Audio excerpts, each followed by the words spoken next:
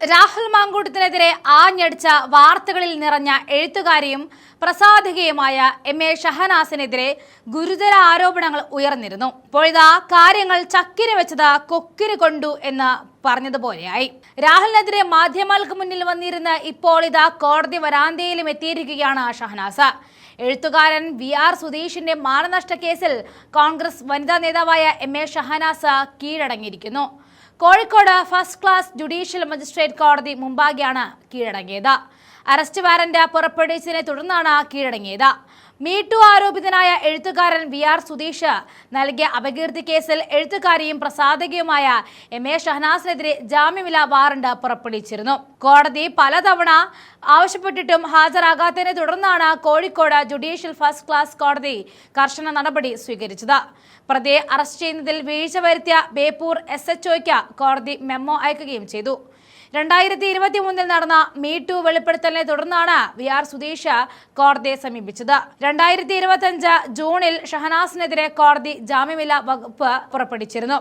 തുടർന്ന് ഡിസംബർ 26 ജാമ്യമില്ലാ വാറണ്ടും പുറപ്പെടുവിച്ചു. എന്നാൽ പ്രതി പോലീസിന്റെ കൺമുന്നിലുണ്ടായിട്ടും അറസ്റ്റ് നടപടിയിലേക്ക് നീങ്ങാത്ത സാഹചര്യത്തിലാണ് 2026 ഫെബ്രുവരി 5 CIക്ക് കോടതി മെമ്മോ നൽകിയത്. കേസുമായി വിട്ടുവീഴ്ചയില്ലാതെ മുന്നോട്ട് പോകുവാനാണ് തന്റെ തീരുമാനമെന്ന് വി.ആർ. സുധീഷ് വ്യക്തമാക്കിയിരുന്നു. തന്റെ സാമൂഹിക ജീവിതത്തിന് ദോഷകരമാകും വിധമാണ് യുവതി പരാമർശങ്ങൾ നടത്തിയതെന്നും ഇത് പിൻവലിച്ച മാധ്യമങ്ങളിലൂടെ മാപ്പ് പറയണമെന്നുമാണ് സുധീഷ് ആവശ്യപ്പെട്ടത്. നഷ്ടപരിഹാരമായി 25 ലക്ഷം രൂപ നൽകണമെന്നും ആവശ്യപ്പെട്ട സുധീഷ് ഷഹനാസിന് വക്കീൽ നോട്ടീസും അയച്ചിരുന്നു. ഈ കേസിലാണ് കീഴടങ്ങിയിരിക്കുന്നത്. KPCCയുടെ സാംസ്കാരിക സംഘടനയായ സംസ്കാര സാഹിത്യയുടെ സംസ്ഥാന ജനറൽ സെക്രട്ടറിയായി പ്രവർത്തിച്ച ആളാണ് ഈ ഷഹനാസ്. യൂത്ത് കോൺഗ്രസ് കേരള ഘടകത്തിന്റെ സാംസ്കാരിക സാഹിത്യ വിഭാഗം ചെയർപേഴ്സണായിട്ടും പ്രവർത്തിച്ച അവർ രാഹുൽ മാങ്കൂട്ടത്തിൽ തനിക്ക് മോശമായ രീതിയിൽ മെസ്സേജുകൾ അയച്ചിട്ടുണ്ടെന്നും അതിന് തെളിവുണ്ടെന്നും അവകാശപ്പെട്ട് രംഗത്ത് വന്നിരുന്നു. ഇതിനെ തുടർന്ന് രാഹുൽ മാങ്കൂട്ടത്തിൽ അവർക്കെതിരെ 10 കോടി രൂപയുടെ മാനനഷ്ട കേസിന് വക്കീൽ നോട്ടീസും അയച്ചത് ഈയിടയ്ക്കായിരുന്നു. ഈ തുക ഉപയോഗിച്ച് വീടില്ലാത്ത 100 പേർക്ക് വീട് വെച്ച് നൽകുമെന്നും അദ്ദേഹം പ്രഖ്യാപിച്ചിരുന്നു. രാഹുൽ മാങ്കൂട്ടത്തിനെതിരെ പരസ്യമായ ആരോപണങ്ങൾ ഉന്നയിച്ചതിനെ തുടർന്ന് 2025 ഡിസംബറിൽ ഷഹനാസിനെതിരെ സംസ്കാര സാഹിത്യയുടെ ഔദ്യോഗിക വാട്സ്ആപ്പ് ഗ്രൂപ്പുകളിൽ നിന്നും നീക്കം ചെയ്തതായിട്ടും വാർത്തകൾ വന്നിരുന്നു. രാഹുലിനെ കോൺഗ്രസ് അധ്യക്ഷനാക്കുന്നതിനെതിരെ താൻ മുൻപേ പാർട്ടി നേതൃത്വത്തിന് മുന്നറിയിപ്പ് നൽകിയിരുന്നുവെന്നും എന്നാൽ അത് അവഗണിക്കപ്പെട്ടു എന്നുമായിരുന്നു ഷഹനാസ് പറഞ്ഞത്. ഷഹനാസിനെതിരെ മറ്റ് ഗൗരവപരമായ ആരോപണങ്ങളും ഉയർന്നിട്ടുണ്ട്. 2014 കോഴിക്കോട് ഗുരുവായൂരപ്പൻ കോളേജിൽ വിദ്യാർത്ഥിനിയായിരിക്കെ തനിക്ക് IAS ലഭിച്ചുവെന്ന് വിശ്വസിപ്പിച്ച് കോളേജ് അധികൃതരെ കൊണ്ട് അനുമോദന ചടങ്ങ് സംഘടിപ്പിക്കുകയും സ്വീകരണം ഏറ്റുവാങ്ങുകയും ചെയ്തു എന്നതാണ് പ്രധാനപ്പെട്ട ആരോപണങ്ങളിലൊന്ന്.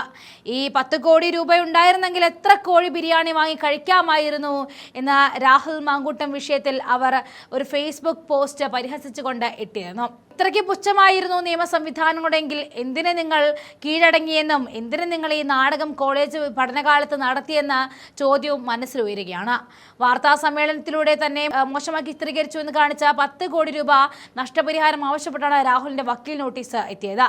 ഇതിനോട് കോഴിക്കോട് ബീച്ചിലിരുന്ന് ബബിൾസ് ഉണ്ടാക്കുന്ന വീഡിയോയും ഒപ്പം പരിഹാസക്കുറിപ്പുകളും പങ്കുവച്ചാണ് ഷഹനാസ് ആള് കളിച്ചത്. എണ്ണിക്കൊണ്ടിരിക്കുന്നു കോടികൾ അല്ല, പറന്നു പൊങ്ങി പൊട്ടിത്തകരുന്ന കുമിളകൾ. ഇന്നലെ നീ ആരായിരുന്നു, ഇന്ന് നീ ആരാണ്, ഒക്കെ പോട്ടെ മറ്റന്നാൾ നീ ആരാണാവോ, എന്തൊക്കെയായിരുന്നു വ്യാജക്കാരനായിട്ട് വന്നപ്പോൾ തുടങ്ങിയ പെർഫോമൻസ്, എന്നിട്ട് ഇപ്പോഴെന്തായി, പവനായി ശവമായി. ഇതായിരുന്നു അവരുടെ ഫേസ്ബുക്ക് പോസ്റ്റ്.